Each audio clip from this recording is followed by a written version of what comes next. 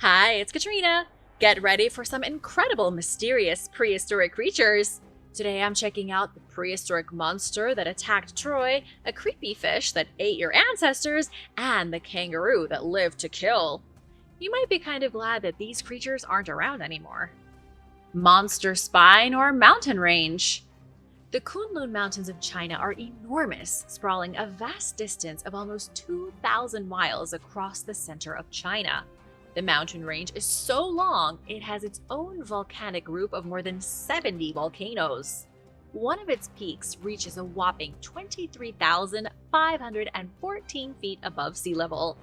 This mountain range is ancient, rarely traveled in modern times, and is shrouded in mystery. You won't find any mountain group in China with more mythology attached to it than Kunlun. It's said to be the place where the Chinese people were created. Kunlun Mountain is supposed to be the center of heaven and earth. There are tales of gods chasing the sun and furious deities obliterating their enemies.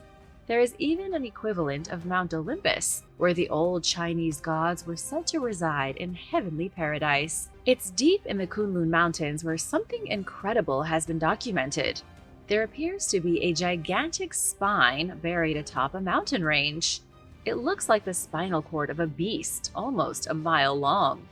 It's huge, looking like it belongs in the body of a cosmic alien that floats through space, not something on this planet.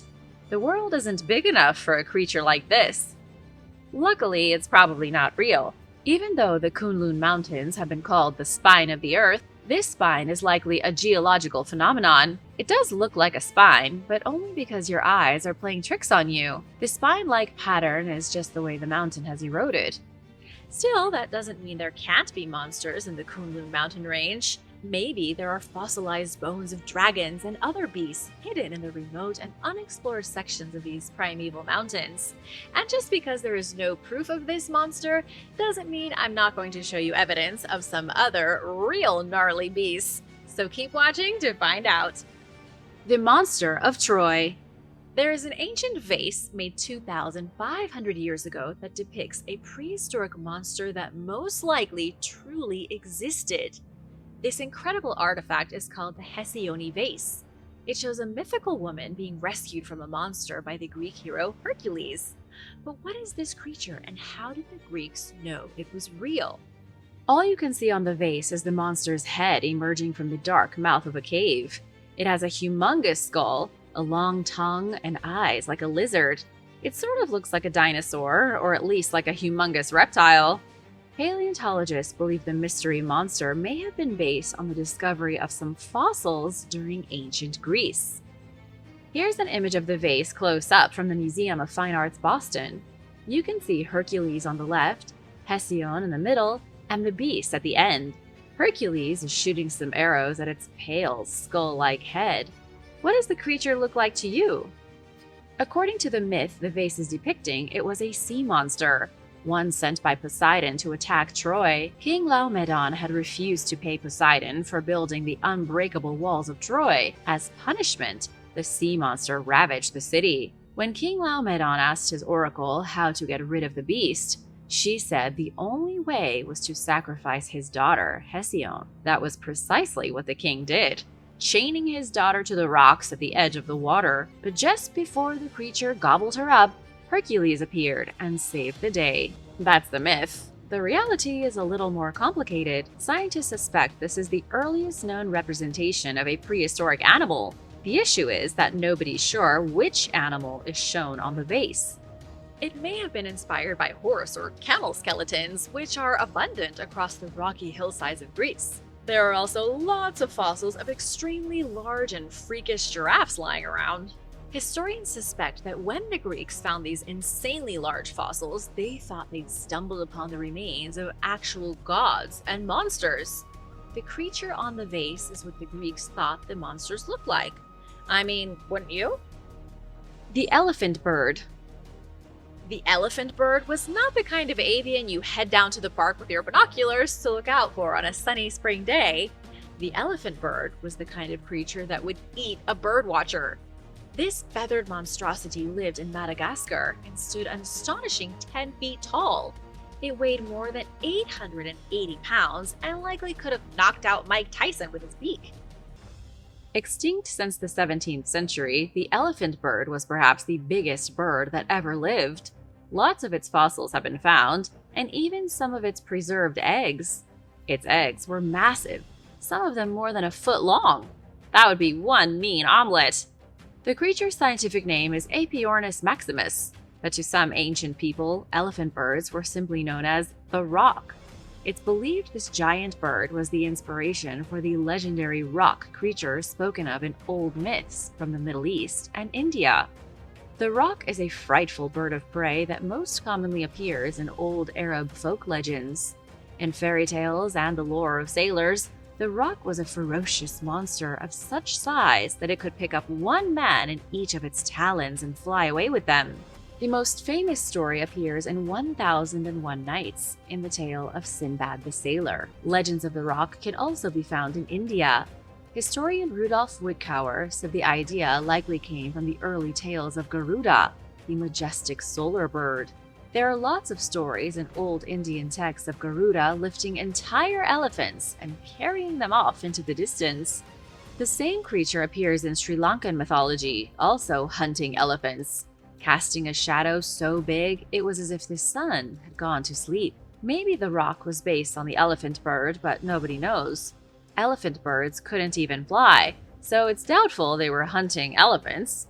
They were like oversized emus or ostriches. Scientists figure there were many different breeds of elephant bird across the globe as recently as 1,000 years ago, but their eggs were too tasty, leading to humans hunting them to extinction.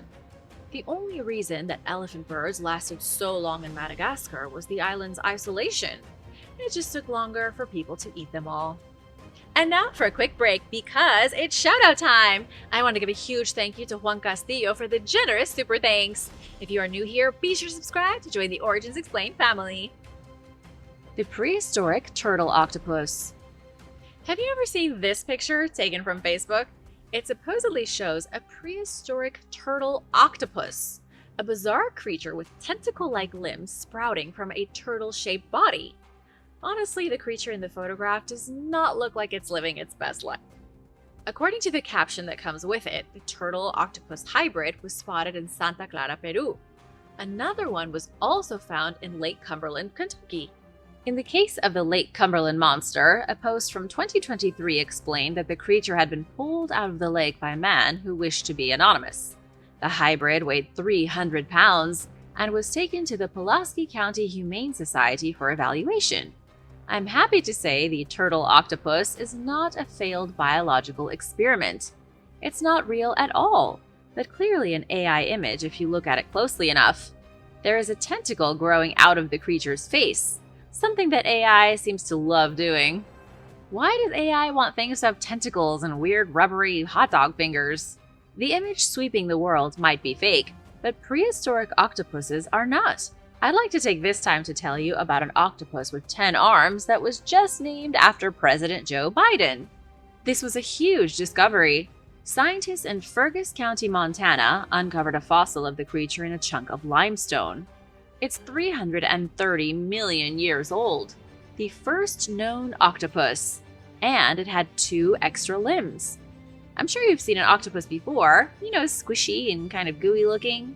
Typically, squishy and gooey things don't do well as fossils.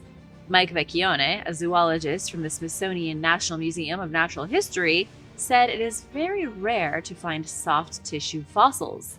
Discovering a fossilized octopus is like the holy grail of paleontology. The fossil itself is old. Obviously it's old, but old in the sense that it was donated to the Royal Ontario Museum in 1988. It sat in a drawer for the next few decades until paleontologist Christopher Wallen pulled it out of its dusky prison. Christopher was shocked at what he saw. There were rubbery arms covered in suckers. This was obviously an octopus. This single fossil ended up pushing the ancestry of all octopuses back by 82 million years. Before this, the oldest known octopus was only 240 million years old. This should give you an idea of how difficult fossils are to find. Think about how many octopuses must have lived between 330 and 240 million years ago. Lots, right? Probably billions, maybe billions of billions. But scientists have only found one specimen each from either end of that scale. The new octopus species is called Silipsimopodi, named after the president for no specific reason. The research team agreed on it, and now that's the creature's name for the rest of eternity. It had 10 arms, was only about 5 inches long, and squirted its enemies with ink. The deadly Cryolophosaurus. Okay, let's get carnivorous. I introduce you now to my good friend Cryolophosaurus, a behemoth of a dinosaur that could have eaten a whole family picnic in one gulp. I don't mean the food brought for the picnic, I mean the family. This predatory nightmare lived roughly 170 million years ago. It had a lot of sharp teeth. It was fast and it could sprint on its 2 mighty legs. The carnivore also weighed around 1,100 pounds and stood more than 25 feet tall. The most shocking fact of all is that Cryolophosaurus lived in Antarctica. The frozen southern continent must have been a brutal battleground because Cryolophosaurus is considered one of the largest theropods of the early Jurassic. Although, of course, Antarctica wasn't cold in the prehistoric age, it was balmy and warm, covered in thick plants and populated by beasts. Cryolophosaurus wasn't just the top predator in its ecosystem, it was one of the top apex predators on the entire planet. There's only one known specimen consisting of a single femur, a skull, and some scraps of bone. These remains were collected by paleontologist Dr. William Hammer in 1991. It was the first time a carnivorous dinosaur was discovered in Antarctica. Cryolophosaurus became the first non-avian dinosaur from the continent to be given an official name. The biggest snake ever. Titanoboa was the biggest snake that ever lived, or at least the biggest snake that scientists know about. But how did such a monster even evolve in the first place? When the dinosaurs came to an end 65.5 million years ago, a new age was about to be born. The big, scaly reptiles were gone, and in came the Cenozoic era, also called the Age of Mammals. No, Titanoboa wasn't a mammal, but it did feast on them. By 58 million years ago, South America didn't have a single dinosaur left, but it did have a lot of fuzzy creatures living in the jungle. Over the next many millions of years, creatures evolved like capybaras, giant armadillos, giant sloths, big, fuzzy, delicious animals. There were also river fish, giant turtles, weird crocodiles, and much more. This gave snakes a lot of options when it came to dining. The Amazon was a huge outdoor buffet. Because everything was so giant, snakes had to get giant too. Titanoboa kept growing and growing until it could eat anything that got in its way, even turtles the size of Volkswagens. The only fossils of Titanoboa have been discovered at the site of Cerrejón. It's a sprawling coal mine in Colombia, popular with paleontologists. All kinds of exotic plants, river creatures, and unusual animals have been found in the mine. All the fossils found here point to a swampy environment very similar to the Amazon River delta of today. There were massive trees and rivers that were so wide you couldn't see the other side of them. These huge waterways were where Titanoboa hunted. During an excavation in Cerrejón, scientists found 186 fossils from 30 different snakes. At first, the fossils of Titanoboa were mistakenly labeled as those of crocodiles. That's how big they were. Nobody has ever discovered a full and complete skeleton of Titanoboa. All paleontologists have are a few assorted ribs and vertebrae. Kind of like octopuses, snakes are tough to find in the fossil record due to their delicate structure decomposing rapidly after death. Even with so few pieces, scientists have put together a startling image of a creature that belongs in a biblical tale of terror. It likely weighed almost 500 pounds and was 28 feet long. Wait, were you impressed by that? That was a trick. That's the weight and length of the green anaconda, which is still around right now. Titanoboa weighed 2,500 pounds and stretched 47 feet long. It was 7 feet longer than the average T-Rex. Not only would a Titanoboa swallow a person whole, it would swallow them whole while they were sitting in their car. For more freaky prehistoric snakes, keep watching. I have a surprise serpent coming up later. The most frightening fish. Before Titanoboa, before carnivorous dinosaurs, wait a minute, they're my ancestors too. A new study has shown that a freakish fish from the late Devonian period hunted early human ancestors on the ancient supercontinent Gondwana. This happened between 383 and 359 million years ago, give or take a few eons. The fish, called Hyenadons something, grew about 9 feet long. It was named in the local Isi-Xhosa language of South Africa, where its bones were found. In English, the name means one who consumes others.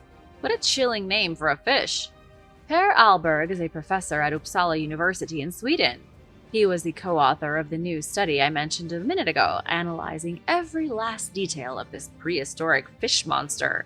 Professor Ahlberg said it looked similar to a modern alligator gar, only bigger and more like a torpedo. Its mouth was filled with rows of small teeth and then several pairs of enormous fangs. H. udlazinye's fossilized scales were first found in 1995, but it took all the way until now for researchers to stitch together a full skeleton.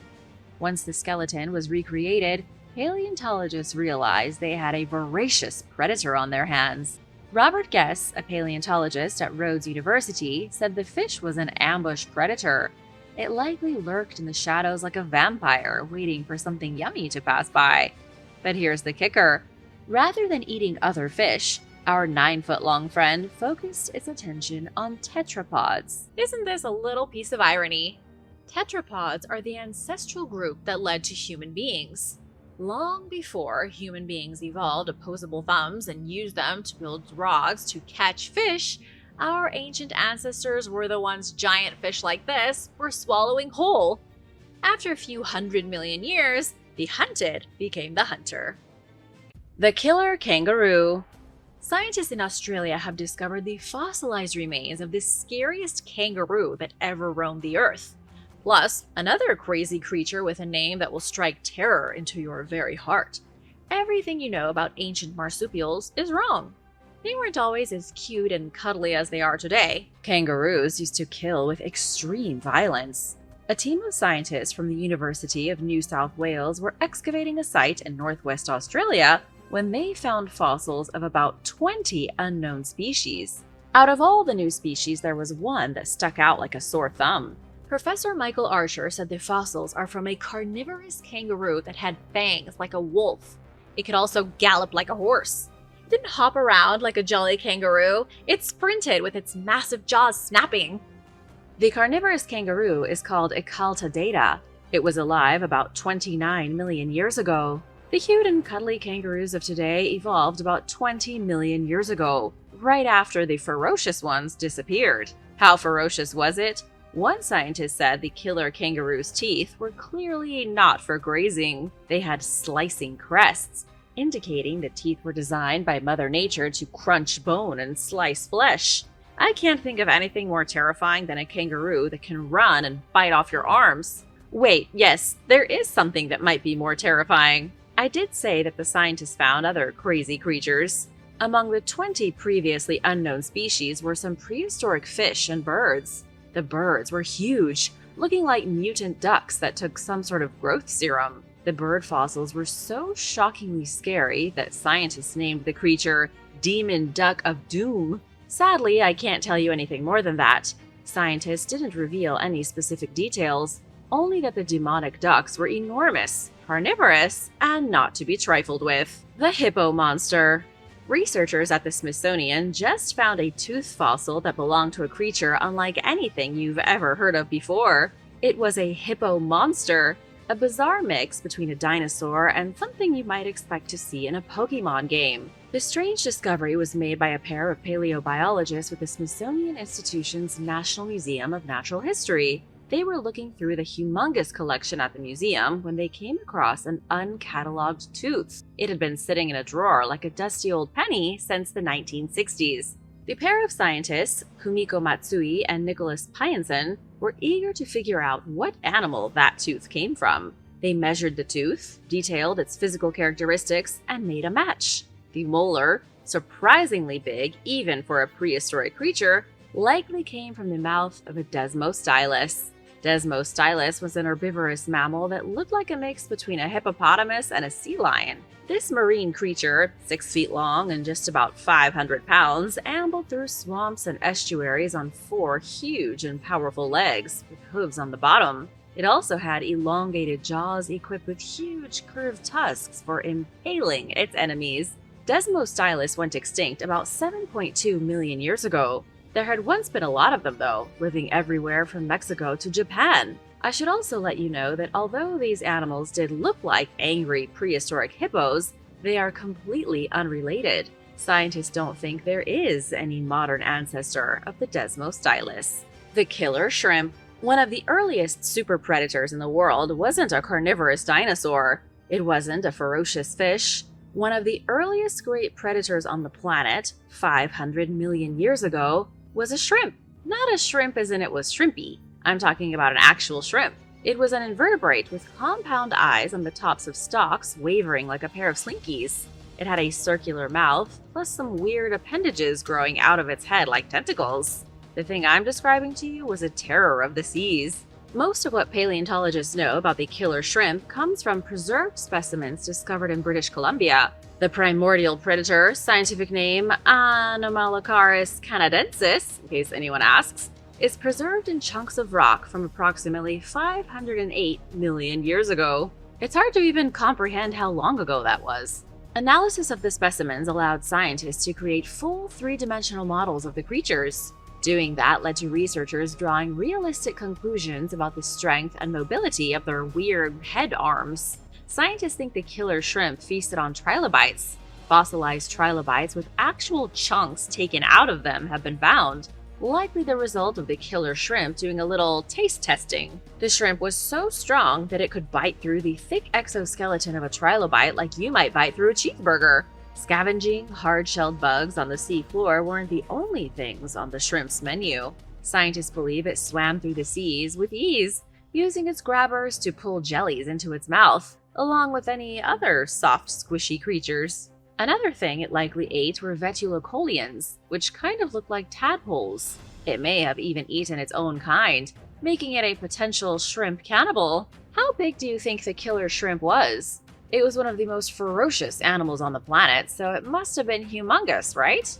Well, the truth is that Anomalocaris only grew to be about a foot long, maybe a couple inches more. There weren't exactly giants in the seas during the Cambrian era. Bones of the mighty griffin. I feel like we started out with some awesome mythical creatures and got a little distracted by killer shrimps and mutant hippos. Let's get back on track with some griffin bones. In 1993, paleontologists Michael Novosek and Mark Norrell went on an expedition to the Gobi Desert, which sweeps across Central Asia. As they explored the isolated hills, a desolate but remarkable place where few humans have ever ventured, they started finding bones.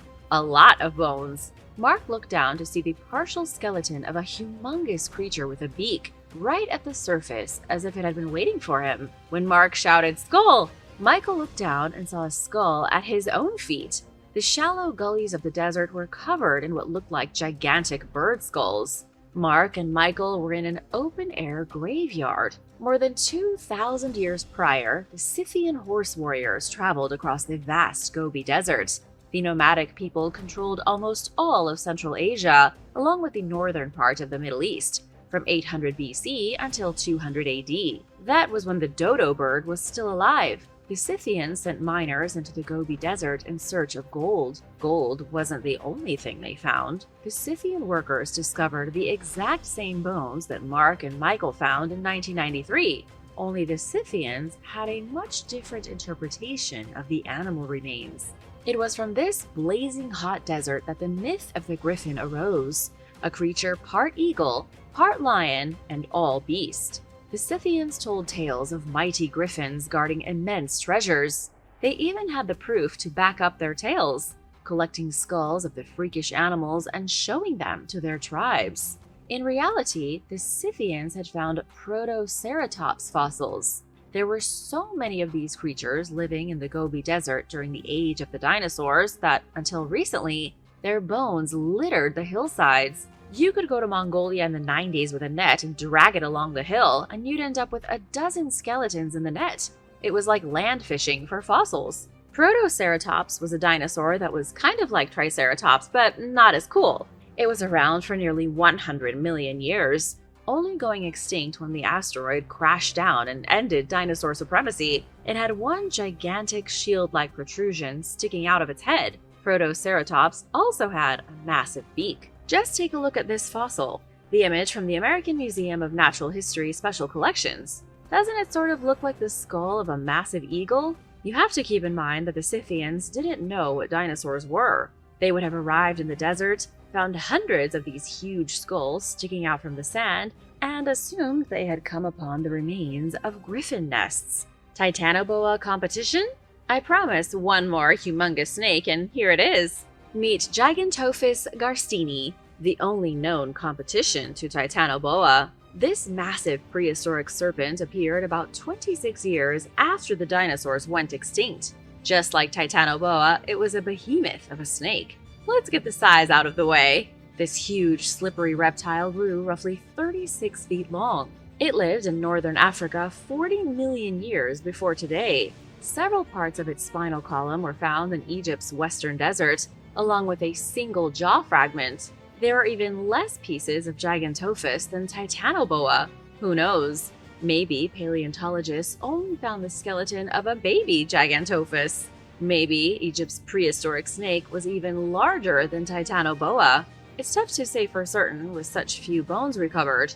How do scientists even piece together a whole creature based on a few old pieces of bone? They make educated guesses by comparing the size of the bones they find to bones of modern snakes. Dr. Jason Head, a paleontologist from the Smithsonian Institution, was the man who came up with the length of Gigantophis using this method. His findings showed that the extra-large snake likely lived all the way from North Africa to South Asia, and possibly other parts of Africa and the Middle East. The world was crawling with oversized serpents. So, what did this giant snake eat? Gigantophis's bones were found alongside the remains of scrumptious marine creatures, like turtles and crocodiles, that experts think it ate. Scientists think it could have also eaten basal proboscideans, a primitive form of elephant-like animal. Imagine a snake eating an elephant. How do you feel knowing that Titanoboa wasn't the only giant snake? Forget Planet of the Apes, this was Planet of the Serpents. The discovery of the Megalosaurus. When the ancient Greeks, Scythians, and Romans found fossils, they attributed them to mythical beasts. Even the myth of the Cyclops was likely inspired by Greeks finding fossilized mammoth skulls. But when did people start to understand the truth about prehistoric creatures? When did myth shift into reality? It began in the late 1600s in England. Medieval paranoia and fantasy were gradually being replaced by science. There were so many dinosaur bones being found that people needed a proper explanation. Fossils couldn't be dismissed as the remains of legendary monsters anymore. In Oxfordshire, the first dinosaur to be scientifically described and named was the Megalosaurus. When the English started digging these things out of their gardens and finding them in their quarries, they could no longer ignore the fact that ferocious monsters once walked the earth. In 1824, William Buckland described the first jawbone of a dinosaur. He named the creature Megalosaurus, meaning great lizard. William presented the first scientific paper explaining a prehistoric monster in a rational and legitimate way. He said the creature was most likely a carnivore that stood 40 feet tall and had the bulk of an elephant. William also thought it was partly amphibious, able to hunt in the water or on land.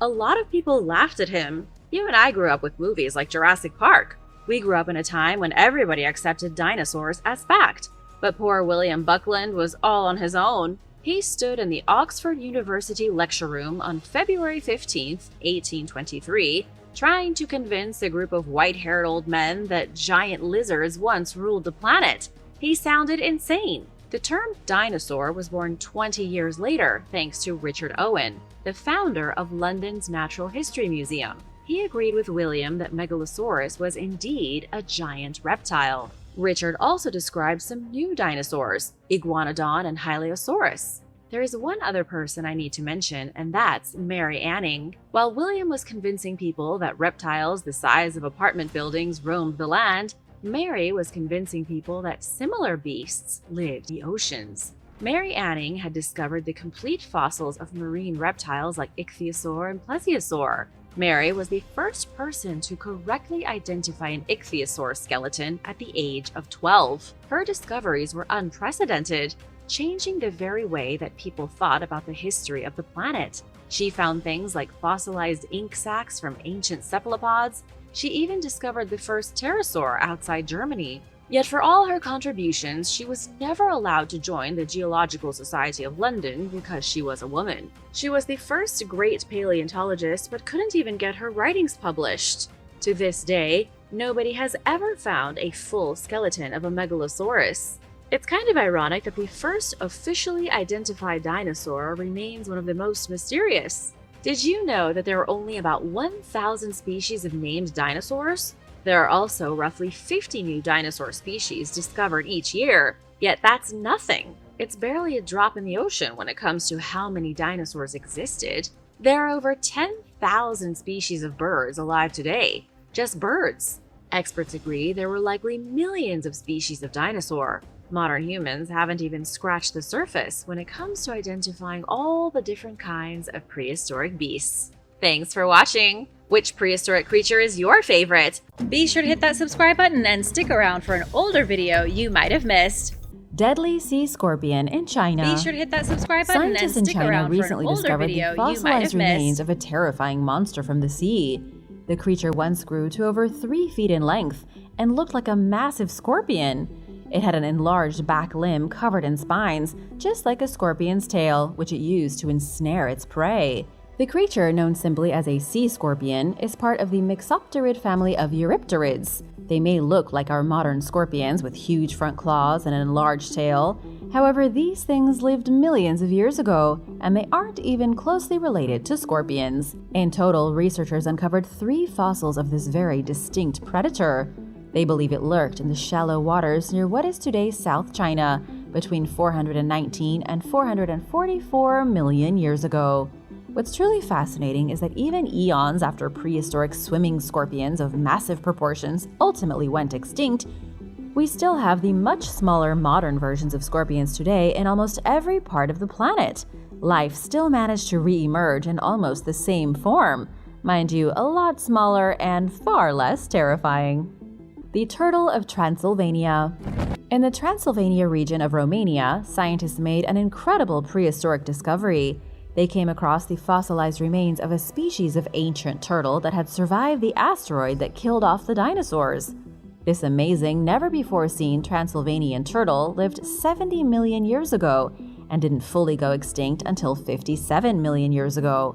What makes this discovery particularly incredible? This timing means that even after the asteroid struck our planet and caused a mass extinction event, this turtle species survived and continued on unaffected. It wasn't that big, only about 7 inches long. However, this tiny but mighty reptile survived when the dinosaurs and other beasts of the Cretaceous period were dying off en masse. 75% of all species on Earth, along with 100% of non-avian dinosaurs, were wiped out by the 6-mile asteroid. But not the Transylvanian turtle. This discovery has led to an interesting new theory. The team published their findings in the Scientific Journal of Systematic Paleontology, saying they believe the turtle's survival had to do with proximity. They believe that because the turtle was so much further away from the impact site, it had a better chance of surviving. The asteroid hit Mexico, and this turtle lived in Eastern Europe. Certain species groups that died in America managed to barely scrape by in Europe because it was so far from ground zero, especially semi-aquatic creatures like turtles. Among the other amazing discoveries in Transylvania have been dwarf dinosaurs and giant flying pterosaurs. The whole area used to be an island in the middle of the Tethys Sea, and so it's abundant with rare monster fossils. The tuatara. Scientists have discovered the most ancient reptile still living and breathing today. It's called the tuatara, and all of its friends are long dead. This creepy reptile crawled out of the primordial goo about 190 million years ago and is still thriving in our world. It looks like a lizard, moves like a lizard, and even sunbathes and eats insects like a lizard. But considering how old the tuatara is, it's not technically a lizard at all. It's a mysterious creature which belongs to a group of reptiles called Sphenodontia. The first of its kind spawned sometime around 230 million years ago, possibly even as far back as 259 million years ago. Scientists don't know exactly how many of these mysterious reptiles once lived on our planet. What they do know is that the tuatara is the only one left.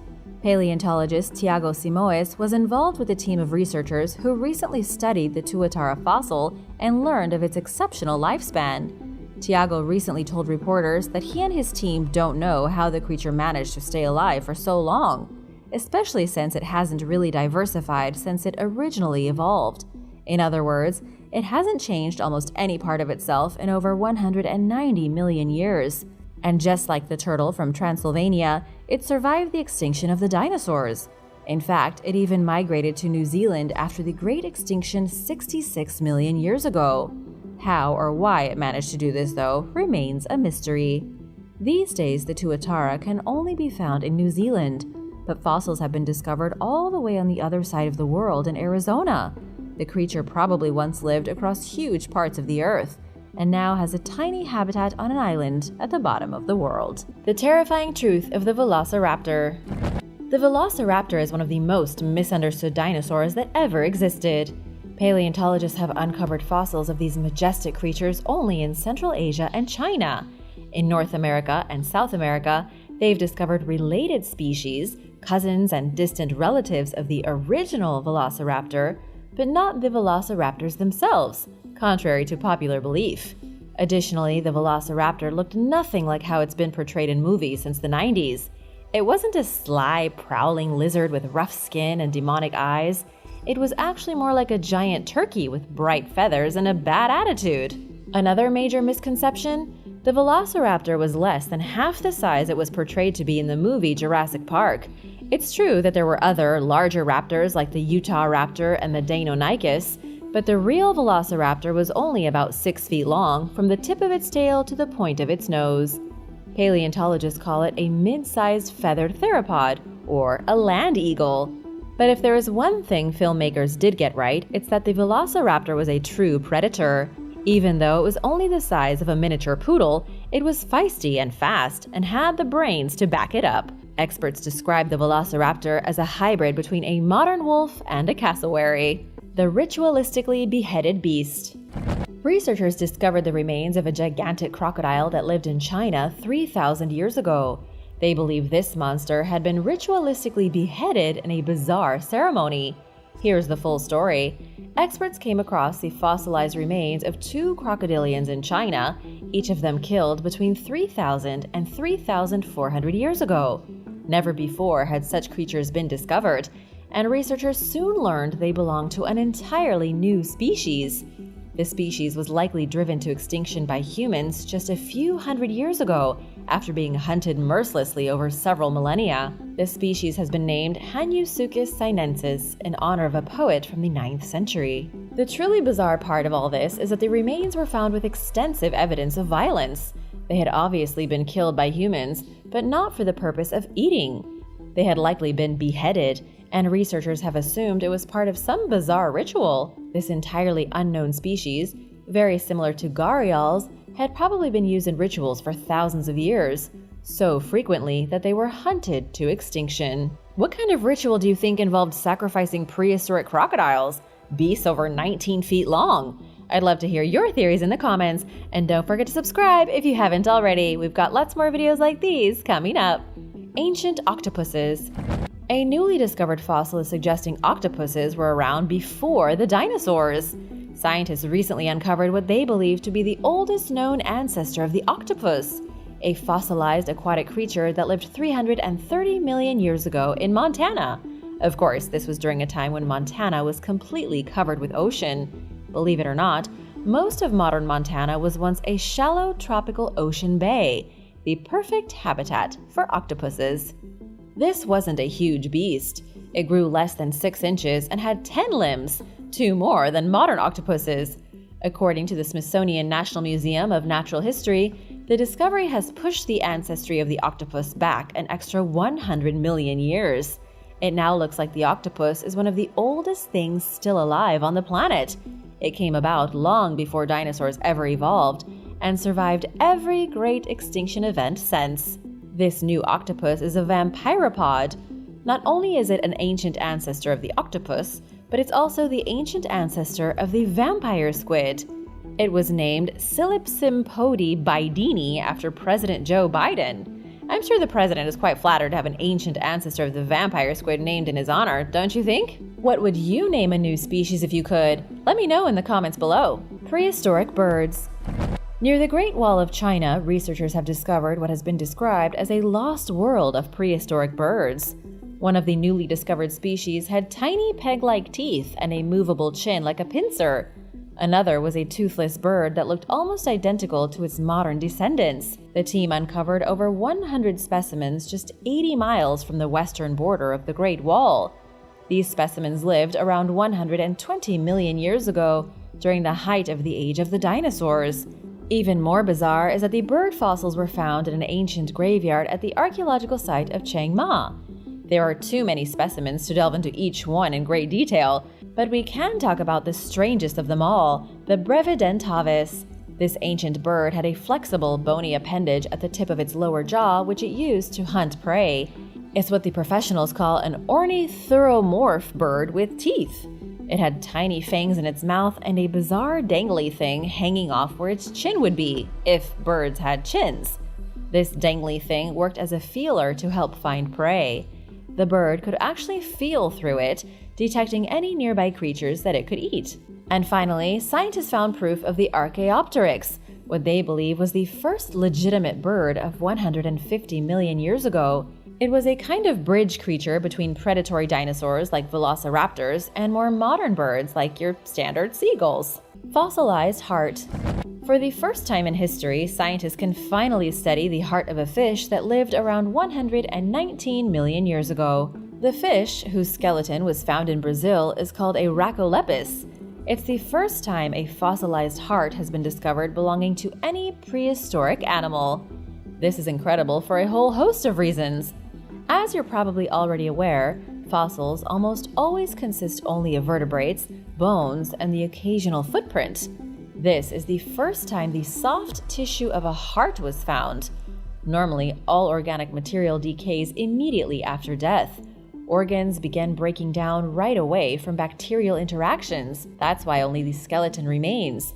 But at the rare fossil deposit in Brazil, the Santana Formation, researchers uncovered fish with soft parts, pieces of stomachs, and even muscle tissue. The fish with the heart was found by researchers with the Brazilian Biosciences National Laboratory.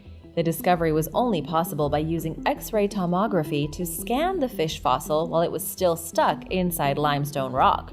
Next, the heart was put together slice by slice using special digital software. It was the same process used to reconstruct the preserved brain of an even older fish discovered in North America that was 300 million years old. Researchers haven't discovered much information about the heart just yet, but they are hoping that with more time, they'll be able to gain a deeper understanding of evolutionary patterns and the development of soft organs in prehistoric animals. Lizard in amber. Amber is a pretty fancy term for fossilized tree sap. You might remember amber from the plotline of the movie Jurassic Park. In it, they got their special dino DNA from a mosquito found frozen in amber. And while that's purely science fiction, creatures getting trapped in amber isn't. In fact, it happens every day. An insect is crawling in a tree, gets stuck in some sap, and that sap hardens to create amber. Scientists have already found plenty of preserved insects from the prehistoric days inside tough shells of sap. It's extremely unusual, however, to find an entire lizard trapped in a hunk of Burmese amber. This fantastic specimen once clung to the side of a tree in the forest during the era of both dinosaurs and dragonflies as big as your head buzzing in the sky. It was only a juvenile when it accidentally ran into a huge glob of tree sap and couldn't escape. Over 100 million years later, it's still in almost the exact same condition it was when it first got trapped. The team who studied the frozen lizard had to approach it as if the creature were still alive. Not only could they study the skeleton, but they could look at everything from its double eyelids to its trachea, thanks to its perfect preservation in the amber. Fossil within a fossil. The complete skeleton of a prehistoric marine reptile was found by paleontologists in southwestern China. It's a creature called an ichthyosaur, a prehistoric predator that cruised through the world's oceans during the Mesozoic era and hunted with incredible ferocity. This particular marine monster, which looked similar to a dolphin but with really sharp teeth, lived roughly 237 million years ago. But what makes it so fascinating is that when paleontologists looked inside of it, they found a second creature fossilized in its belly. After the ichthyosaur ate its last meal, it also took its last breath. The monster died and ultimately became a fossil, with another fossil in its stomach. As of right now, this is the biggest fossil that's ever been found in the stomach of a prehistoric marine reptile. It's become something of a revelation to paleontologists who previously thought ichthyosaurs only consumed small prey, things such as cephalopods. Now it seems they were eating much larger animals. The thing in its belly was once a thalatosaur, yet another marine predator even larger than modern humans. Just imagine making a find like this with modern creatures. Elasmosaur. The Elasmosaur was a marine monster you would not have wanted to meet face to face. The skeleton of one of these beasts was recently discovered on Vancouver Island. Pat Trask, a tour operator who specializes in fossil hunting, was with a group when one of the visitors picked up something they thought might be a fossil. It turned out to be the finger bone of one of the most dangerous and terrifying creatures that ever roamed the seas. It was the finger bone of an elasmosaur, an aquatic reptile that lived alongside dinosaurs. Just a few months later, another guest on the tour picked up a small bone about the size of a hockey puck. This bone was later identified as coming from the wrist of the elasmosaur. It was about this time that Pat realized there was probably an entire skeleton waiting to be uncovered. Since then, Pat has found stomach stones, a humerus bone, and several other small fossils. The elasmosaur lived 80 million years ago. Although they were terrifying monsters of the deep, they were also exceptionally strange. The creature had a body similar to a turtle, except huge. It also had a long neck like the Loch Ness Monster and a mouthful of pointy teeth like sharp needles. Then there were its flippers, which it used to paddle through the water, and its short tail for balance and speed. Other fossils of the elasmosaur have been found in Texas, Kansas, and Alberta. Acrocanthosaurus. The Acrocanthosaurus was a gigantic and terrifying predator on par with more familiar dinosaurs like the Tyrannosaurus rex. And yet the fact that it once existed only recently became known to the public. Its name translates to high-spined lizard, and it was a truly massive beast. The Acrocanthosaurus has the title of the fourth biggest carnivore during the Mesozoic era at a whopping 35 feet long and weighing 6 tons. The only real reason nobody knows this dinosaur's name is because it's too long and too complicated. It doesn't quite roll off the tongue like T-Rex. What made the Acrocanthosaurus unique from other predators of its time were the neural spines branching from its neck and spine, supporting some kind of hump. Imagine your own spine with foot-long chunks sticking straight out to support a ridge along your entire body, like the sail on a Spinosaurus.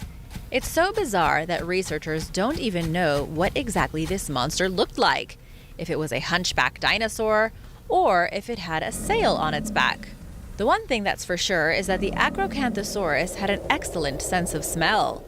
Researchers have been able to create a detailed map of the dinosaur's brain, which for some reason was shaped like an S. It had a very unusual brain with huge olfactory lobes that suggest an unprecedented sense of smell. The Acrocanthosaurus once lived all throughout the state of Texas.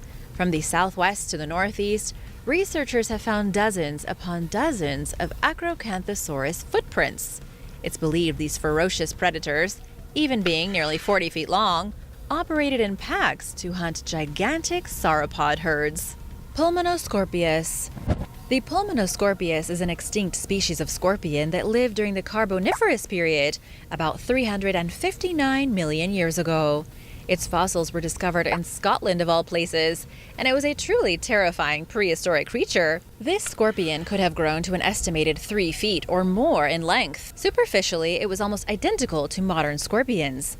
It had pincer claws for pinching, skinny legs for scuttling through the dirt, and a gigantic tail with a stinger on the end for murdering its prey. The only real difference between scorpions of today and scorpions of 300 million years ago is the size. The Pulmonoscorpius was roughly the size of a human toddler or a large dog. As terrifying as a giant scorpion is to think about, the evolution of the creature does make sense. Researchers believe the Pulmonoscorpius and other creatures like it grew to such preposterously huge sizes because of the oxygen content in the atmosphere. There was about 35% pure oxygen in the atmosphere during the Carboniferous, as opposed to the 20% in our atmosphere now. All of that oxygen helped even the tiniest of insects grow into unstoppable monsters. As for how venomous the Pulmonoscorpius was, no one really knows. As a general rule, the bigger the scorpion, the weaker the venom. If that's the case, it likely used its venom only to subdue its victims, and then it dissected them with its massive pinchers. Serpentosuchops. A new prehistoric sea monster was recently found in Wyoming. A team from the College of Charleston found and named a beast that swam the seas 70 million years ago. This was at the same time the dinosaurs walked the earth. The new monster is called the Serpentosuchops, or something like that, and it was like the real-life version of the Loch Ness Monster. Its name translates to snaky crocodile face. Maybe someone from the team can help with the pronunciation, but in the meantime, I'm just going with it. The Serpentosuchops had a long serpentine neck, jaws not unlike those of a massive crocodile, and a fat body. It belonged to a group of creatures known as plesiosaurs, which had large bodies and long, broad flippers for sailing quickly through the water. By far, the most unique feature of this scary new species is its neck. It was like an underwater giraffe. To put things into perspective, a giraffe's neck has only 7 vertebrae, even though its neck can grow 8 feet long and weigh nearly 600 pounds. This plesiosaur had 32 vertebrae in its neck. There's a possibility its neck was almost 23 feet long, weighing multiple tons. And at the end of that unbelievably long neck was the head of a crocodile and the brain of a super predator. Big shout out to CosG and Eddie C, who are new subscribers. Big welcome to you both. Thanks so much for watching and supporting this channel. If you are new here, be sure to subscribe for more videos about prehistoric creatures and mysterious discoveries. Utahraptor. Grand County in Utah is home to about 9,600 people.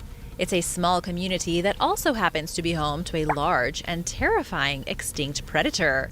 It's here in Grand County where the only fossils of the Utahraptor have ever been found. The Utahraptor was about the size of a bear. It had claws that could shred muscle and flesh, and it lived 135 million years ago. It may also have been significantly larger than a bear, estimated at anywhere between 15 and 23 feet tall. It was larger than any of the raptors that appear in the original Jurassic Park movies. It was also bulkier, weighing upwards of 800 pounds. What a lot of people don't realize is that the infamous Velociraptor only weighed about 83 pounds. It was like a tiny baby dinosaur, a native of Cretaceous Asia. It looked nothing like the Velociraptor portrayed in movies, and was little more than a glorified chicken. On the other hand, the Utahraptor was the real deal. It had claws shaped like sickles on its feet. Each claw was nearly a foot long, equipped with keratin sheaths covering each one just like modern eagles. It could jump, lash out with its feet, and disembowel its prey in a flash. It also had long claws on its arms and serrated teeth in its mouth, which it needed for chewing and tearing meat. The Velociraptor may be the most famous raptor of them all, but it was a pipsqueak compared to the much more terrifying Utahraptor. Hyenadon. The Hyenadon lived for an unusually long period of time. Most researchers believe they existed all the way from the Eocene to the Miocene epochs, only going extinct about 20 million years ago. This was likely because there were so many various species of the Hyenadon, just like different species of dogs. The biggest was the size of a wolf, the H. higas. The smallest was the H. microdon, only about the size of your average house cat. No matter the size or shape, Hyenadons were fierce monsters and unruly predators. They had gigantic jaws supported by multiple layers of musculature along their neck. All this muscle gave the Hyenadon, which may have looked like a mix between a hyena and a wolf, immense bite power. It would have been able to break the neck of its prey with one chomp, then use its sharp teeth to slice the carcass like a butcher. Scientists have also identified an extra-long palate within the Hyenadon's mouth, which allowed it to breathe normally at the same time that it wolfed food down its throat. The Tapejara was a kind of pterosaur that lived during the Cretaceous period. Its remains were found in Brazil and dated back to roughly 100 million years ago. All things considered, it was a fairly small pterosaur with a measly wingspan of roughly 4.3 feet. On the other hand, it may have been preposterously large. The issue here is that very few fossils have been found, and researchers have never been able to agree on its size, feeding habits, or general appearance. Some experts claim its wingspan was up to 12 feet long, but its bones were so light it only weighed roughly 80 pounds. This means it would have been a terrifyingly large predator, something just as fearsome as an eagle, but way bigger. It also may have looked a lot more like a pelican than an eagle. Some scientists believe it had a downward curving beak that acted as a soup spoon to scoop fish from the water.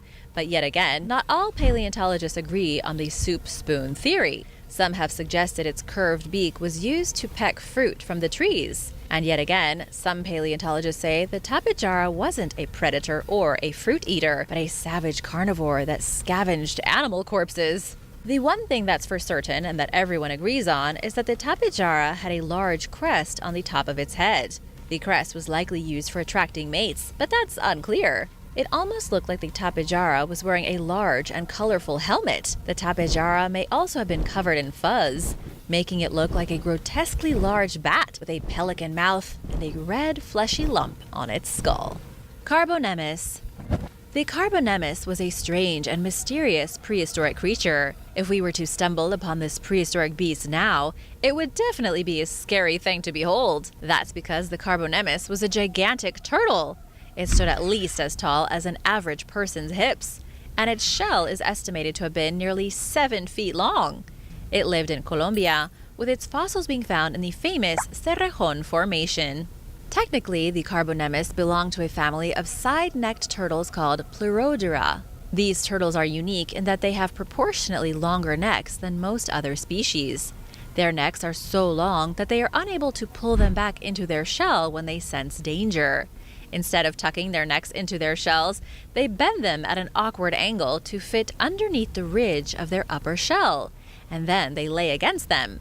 They basically lay on their own necks to stop predators from biting them off. Still, the Carbonemys wouldn't have had too big of an issue with predators. It lived roughly 59 million years ago in South America, a time when the jungle was ruled by behemoths. The only thing that may have even attempted to eat the Carbonemys was the Titanoboa, a 40-foot snake so big it wouldn't be able to fit through most doorways. Meganeuropsis permiana. The Meganeuropsis permiana, or Meganeura for short, is believed to have been one of the largest insects that ever lived on the prehistoric planet. It was an ancient dragonfly that evolved 275 million years ago in the late Permian era. Its wingspan was roughly 2.5 feet, and it weighed about 1 pound. That doesn't sound like very much, especially not for a creature with the title of biggest. However, do you know what else has a wingspan of 2.5 feet and weighs roughly 1 pound? There was once a dragonfly the same size as a crow. This gigantic dragonfly was found fossilized in France in 1880. Another one was found in England in 1979. These creatures appear to have lived in Europe and were fierce predators. Because the Meganeura was so big, it had its pick of prey. Its diet consisted primarily of other insects, which it feasted on mercilessly. As for why the Meganeura grew to be so big, there are a few theories. It did live during the Carboniferous, when a lot of other insects were quite large, but its particular gigantism may have been due to the lack of aerial vertebrate predators. There weren't birds, and there were no other flying creatures to prey on the Meganeura. This allowed it to grow gigantic and become king of the insects. Andrewsarchus. The Andrewsarchus was first described in 1924 based on a single piece of skull. All these years later, we still don't have any other fossils of this prehistoric predator. The creature has been described frequently throughout the years, said to have been a quadrupedal meat-eater built like a gigantic cat or a prehistoric bear. However, it's impossible to truly understand what the monster looked like, since we only have the top half of its skull. No other bones have been found, and so most of what we know is speculation and educated guessing. Still, the popular theory is that the Andrewsarchus was kind of like a wolf, only it lived 43 million years ago in the early Miocene period. Some have estimated it may have been the largest meat-eating mammal that ever lived on the planet. But again, this is all based on the skull, and the skeleton size is extrapolated from the skull. Without seeing how its muscles attach to its skeleton, it's really difficult to gauge just how powerful the Andrewsarchus was. As an example of what I'm talking about, the dire wolf is almost identical skeletally to the modern gray wolf. However, because scientists have studied full skeletons of the dire wolf, we know it had a much larger muscle mass. Its muscle attachment points were more developed than an ordinary wolf, and that larger muscle mass made it a bigger and more fearsome creature. The only thing that's for certain is that the Andrewsarchus was a major predator. It only lived for about 2 million years and then went extinct at around the same time the Himalayan mountains were forming. Thanks for watching! Which prehistoric creature is your favorite? Let me know in the comments below, and be sure to hit that subscribe button if you haven't already. See you later! Bye!